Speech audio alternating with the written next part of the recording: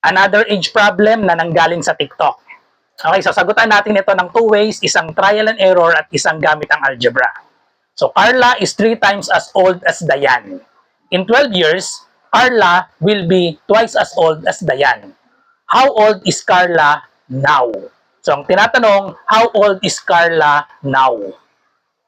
So since hinahanap natin, how old is Carla now, ilalat natin yung age ni Carla now ay itong mga choices. So ito yung age ni Carla now.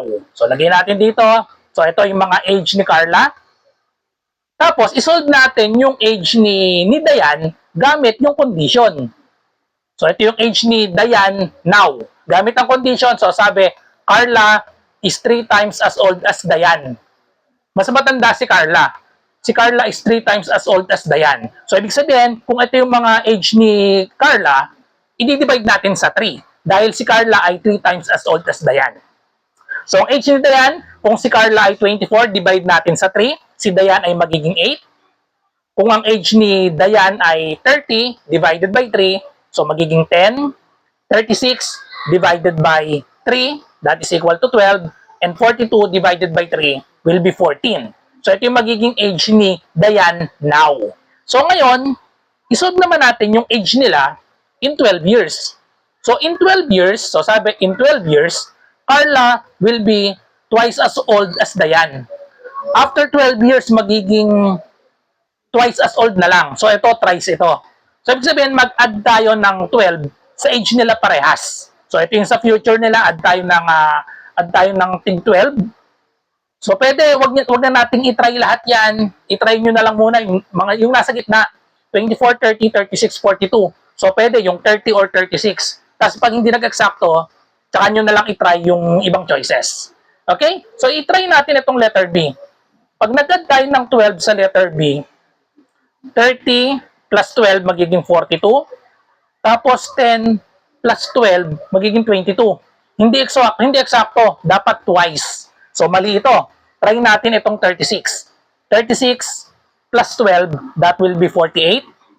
And then, 12 plus 12 is 24. Ayun, eksakto na. Yung 48 ay equal siya sa 24 times 2. So, nasatisfy yung condition. In 12 years, Carla will be twice as old as Dayan. So, ito yung age ni Carla. Ito yung age ni Dayan ay 24. So, eksakto na siya times 2. So, therefore, the correct answer is letter C, 36 ang age ni Carla.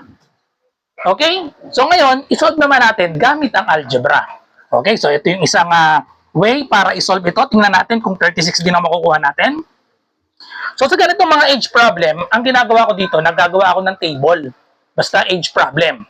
So Carla is 3 times as old as Dayan. So lalagay ko na agad dito si Carla tsaka si Dayan. Ito yung age nila now. Or pwede ilagay natin present. So, Carla is 3 times as old as Dayan. Nakabase yung age ni Carla ay Dayan. So, si Dayan, gagawin kong X. Si Carla, gagawin kong 3X. Kasi, Carla is 3 times. 3 times as old as Dayan. Mas matanda si Carla. So, 3X at saka X. So, tapos, ilalagay ko dito yung future. Yung future in 12 years. So, yung future natin, add tayo ng 12. Add ng 12 dito sa age ni Carla at saka sa age ni Dayan. So, ang magiging expression sa future ay 3x plus 12 tsaka x plus 12. So, dito tayo kukuha sa column na ito ng equation natin. Kasi sabi, in 12 years, isa-isahin natin sa paggawa ng equation. In 12 years, so ito yon Carla, age ni Carla in 12 years. So, ang age ni Carla in 12 years ay 3x plus 12. Okay, so lagay natin dito, 3x plus 12. In 12 years, Carla will be, yung will be, ibig sabihin niyang will be, equal sign. Okay? Twice as old, imumultiply sa 2, ang age ni Dayan. Twice as old as Dayan. So, ano ang age ni Dayan? In 12 years yon, so dito, age ni Dayan ay x plus 12.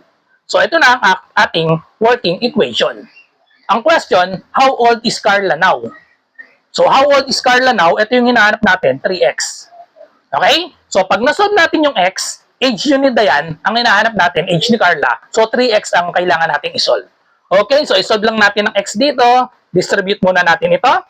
So just copy 3x plus 12 equals 2 times x, we have 2x. 2 times 12, we have positive 24. Pagsamahin yung x sa left side, yung constant or yung number sa right side. So subtract tayo ng 2x to both sides. So this now 0. 3x minus 2x, x na lang yan.